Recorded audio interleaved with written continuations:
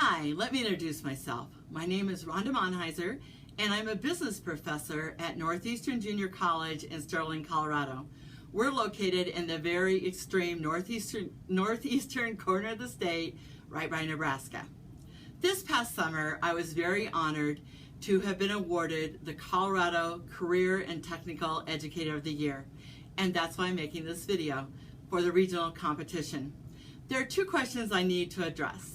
The first question is, describe what you have done in your program that's had the greatest impact on student learning. Our business, career, and technical programs at Northeastern are very strong and are designed to give the students the skills that they need to enter today's workforce. While they gain the typical business program skills, in my opinion, the greatest impact I have on student learning is the ability to develop real-world projects to help them become self-motivated learners so that they have the desire to pursue additional knowledge on their own. Additionally, I teach them how to be resourceful, how to do quality research, and the ability to compile information and organize it in a meaningful way.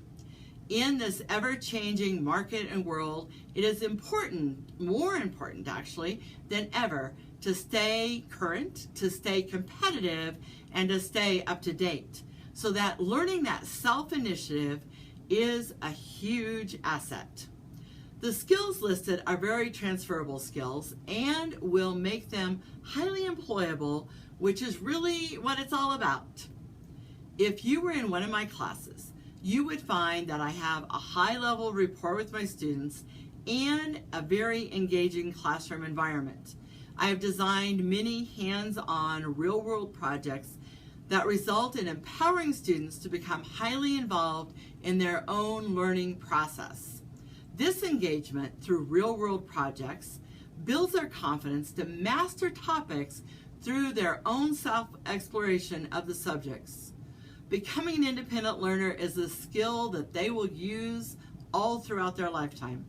The students with these skills will take on leadership roles and will be an asset to any team or organization. What kind of projects do I do, you might ask? I primarily teach macroeconomics, microeconomics, personal finance, and financial mathematics. An example could be for my personal finance class. One of the very first projects I have them do is to research their chosen career and determine the potential income. From there, they build a target budget based on cards that they draw. A little gaming, you might say. The cards could include anything from getting their first job, to becoming unemployed, to getting a raise, etc. There's a similar set of cards then for their significant other. Beyond those two decks, there's a deck which I call the Life Challenge deck. In that Life Challenge deck is basically all the things that we all encounter throughout our lifetime. You just never know when they're going to hit. It could be a situation such as a tough situation to make your student loan payment, purchasing a new car. It may be having a child, possibly a major medical condition comes up. Maybe you want to go on vacation. Maybe that's the card you draw. Possibly there's a new technology purchase. And of course the big one, buying that first home.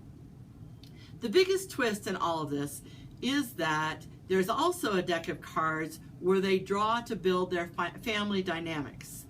Then, once that has been established, they must communicate with the others in their group or in their family to decide how to handle all those life challenge cards within their budget constraints.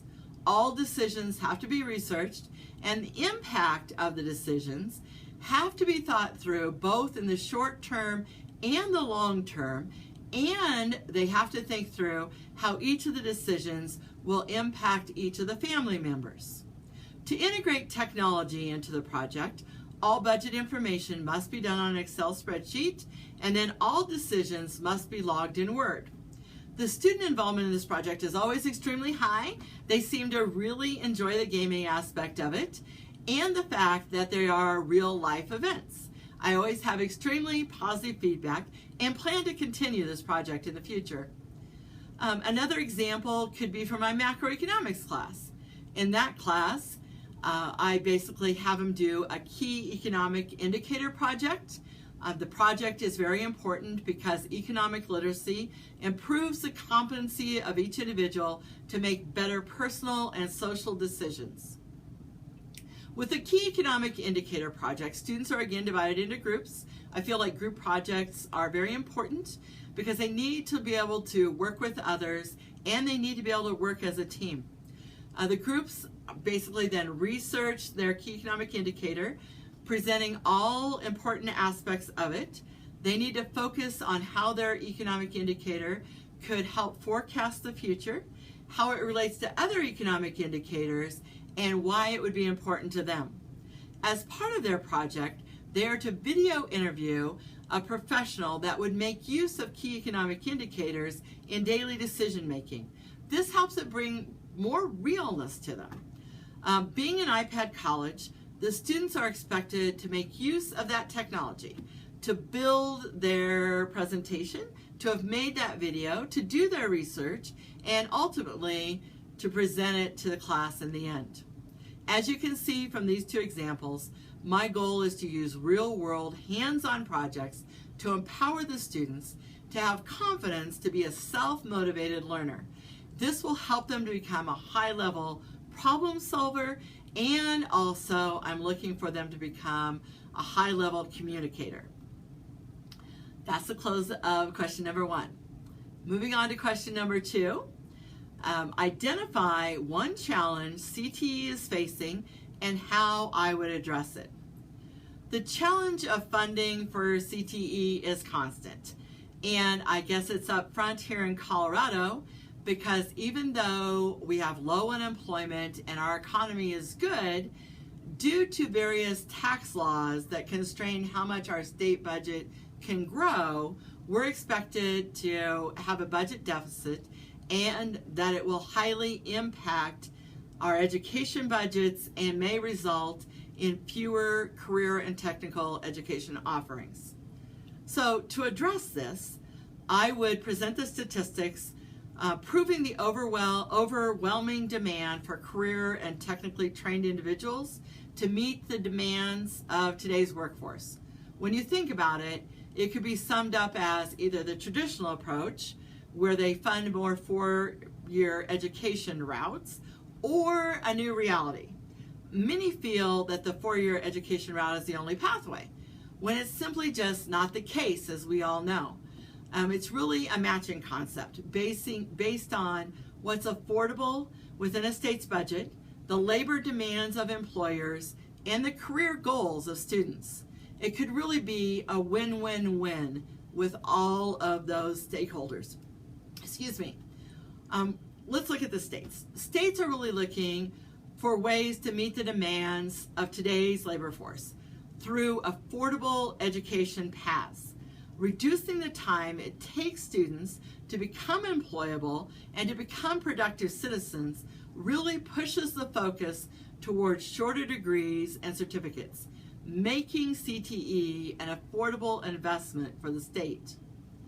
Now if you look at students today are seeking colleges that are affordable and can provide the knowledge and technical skills leading to rewarding careers. They are looking also for an affordable investment, but directly for their future. They want to be able to complete their degree and certificates in a timely manner without a huge amount of student debt. Employers are challenged to find knowledge and skilled workers in career and technical paths. I recently read an article through the Bureau of Labor and Statistics. You know, economists, they're always reading the Bureau of Labor and Statistics. And that article stated that many of the fastest growing and highest paid jobs through 2022 will be in CTE fields, including healthcare, skilled trades, STEM, IT, marketing, etc. As stated before, it really could be a win-win-win for all the stakeholders. Today's labor shortages in many areas can be decreased through shorter-term educational tracks that will lead to increased employment and be very cost-effective for both the state budgets, for the students, and be productively efficient for the employers. I've been a college professor for 29 years, and I've shared my belief with various administrators throughout my time and legislators if I can get their ear. Basically, I feel that all decisions regarding education really should be focused about what is best for the students.